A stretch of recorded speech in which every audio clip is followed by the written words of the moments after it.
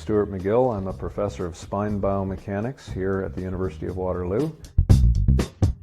Most people will not get through life without some element of back pain impinging on their activity. Statistically, those who have more range of motion in their back have a greater risk of back disorders in the future. So having a flexible spine is not protective. In fact, it's quite the opposite. The muscles of the legs, arms, shoulders, and hips are designed to create force throughout a range of motion, resulting in movement. Muscles of the spine or core or torso are designed to do precisely the opposite. They stop movement. Having a very, very strong back is not really preventative for back injury. What turns out to be important is the endurance. Proper lifting mechanics require you to actually lift with the hips, not with the knees. Otherwise, you'll just end up with knee arthritis. We're just going to slide our hands down the thighs and go down a little bit more and grab the basket and then slide it up your thighs and pull your hips through. This idea of drawing in your belly to activate a muscle called transverse abdominis when you're performing exercise is highly problematic, and it's a myth. When you measure the role of that muscle and the ability to stabilize the spine, you do not want to suck it in. You simply stiffen the abdominal wall. So the stir the pot exercise requires the feet to be quite wide. She's stiffening, controlling through this part of her spine, and now she's just going to swirl her elbows around in circles. We call this exercise stir the pot.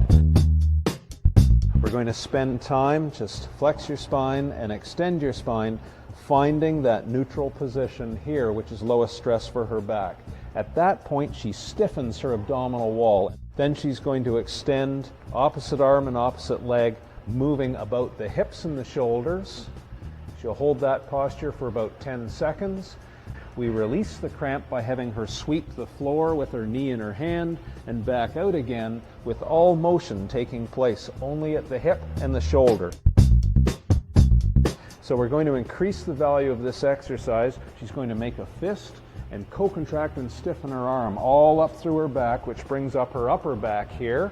Then she's going to challenge the different neuromuscular compartments in her back by drawing squares. She's going to square, just small squares. Square out, down, across, and up. Out, down, across, and up. What she's doing is flexing her spine like this, stressing the posterior part of the annulus, which eventually, if she does enough of them, will cause the damage that we see here, namely a disc bulge. We'll shift her to a different style of curl up. She's going to put her hands in the small of her low back to support her low back so it doesn't flatten to the floor. And she'll straighten one leg.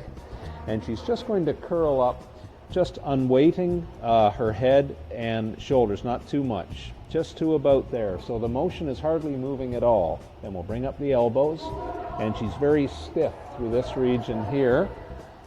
She'll count to 10 and slowly put her head and shoulders back and rest, and then release the contraction through here. Optimal back health doesn't come from doing nothing. It comes from doing the perfect optimized amount, not too much and not too little.